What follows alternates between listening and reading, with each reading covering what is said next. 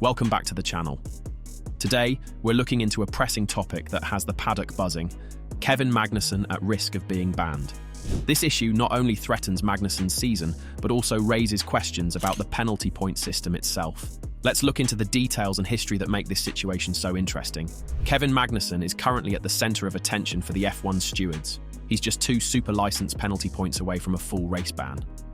Over the first 6 races of the 2024 season, Magnussen has managed to accumulate 10 points, and with the threshold at 12 points, he's on thin ice. The situation reached a critical juncture during the Miami Grand Prix, where a collision with Logan Sargent triggered a race-altering safety car. This incident not only disrupted the flow of the race, but also aided Lando Norris in securing his maiden F1 victory. The race stewards were unequivocal in their judgment, assigning Magnussen a 10-second penalty and 2 additional penalty points, thus bringing his total perilously close to the 12-point limit that triggers a race ban. Magnussen's perspective on the penalty point system is quite clear. He believes it needs reform. He voiced his concerns by saying, "The fact that I'm at risk of a race ban for driving outside of some white lines on a piece of tarmac, I don't know if I feel that is right." He acknowledges the rules as they stand, but argues that with an expanded race calendar, even minor infractions can lead to severe consequences, potentially necessitating a review of the system. Contrastingly, George Russell supports the stringent measures in place. He highlights the importance of maintaining discipline on the track, noting the rarity of race bans compared to the frequency of red cards in football. Russell stated, "Maybe a race ban is a bit harsh, but things shouldn't go unpunished." He believes that while race bans are severe, they are essential in preventing drivers from committing unpunished infractions, thereby ensuring safety and fairness in the sport. Race bans in Formula 1 are rare, but have been pivotal moments in the sport. Let's rewind to some of the notable instances where drivers face such penalties, starting with Romain Grosjean in 2012. Grosjean received a 1-race ban and a hefty $50,000 fine for causing a massive multi-car crash at the Belgian Grand Prix. His aggressive move at the start of the race led to a chaotic collision involving Lewis Hamilton, Fernando Alonso, and several others.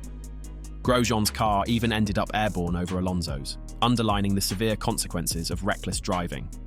The stewards ruled Grosjean responsible, and his ban served as a stern reminder of the sport's commitment to safety. Next, we examine Michael Schumacher's 2-race ban in 1994, a significant moment in F1 history. Schumacher's infractions occurred at the British Grand Prix, where he overtook Damon Hill during the formation lap, repeated the violation following an aborted start, and ignored a black flag. The Benetton team decided this was unjust and appealed the ban.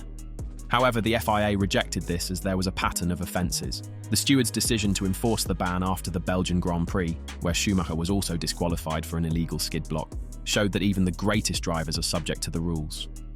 Jacques Villeneuve's race ban in 1997 presents a unique case. The Williams driver was still allowed to participate in the race due to the team appealing the decision from the stewards. The Canadian driver was leading the championship by 9 points from Michael Schumacher at the time, with 2 races remaining. Villeneuve had qualified on pole, but, ahead of the race, he was disqualified from participating by the stewards. They ruled he had failed to slow his Williams during Saturday's practice session when passing the stranded Tyrrell of Jos Verstappen. Williams lodged an appeal against the stewards' decision to ban Villeneuve from the race, and with no time to assemble a hearing, he was allowed to take part from his pole position. During the race, he was able to finish 5th, which awarded him 2 points. However, Williams decided to withdraw its appeal, so the race ban was upheld, and he was disqualified from the result. Nigel Mansell's ban in 1989 adds another layer to our discussion. Mansell was black flagged for reversing in the pit lane at the Portuguese Grand Prix. The British driver had locked up coming into the pits and chose to drive around his mechanics instead of driving through them. He claimed he didn't see the flag and collided with Ayrton Senna, removing both from the race. The FIA took the view that Mansell had been driving under a black flag and had taken out a championship contender and awarded him a 1-race ban. Other notable bans include Eddie Irvine's extended 3-race ban in 1994 for causing a multi-car crash, Mika Häkkinen's ban for a collision at the German Grand Prix, and Riccardo Patrese exclusion following a fatal accident involving Ronnie Peterson in 1978. Returning to Magnussen, his situation serves as a crucial reminder of the fine line drivers walk between competitive racing and regulatory compliance. Magnussen himself has acknowledged the need to be more cautious, stating, "The next time is a race ban, so I think I'll have to be more careful."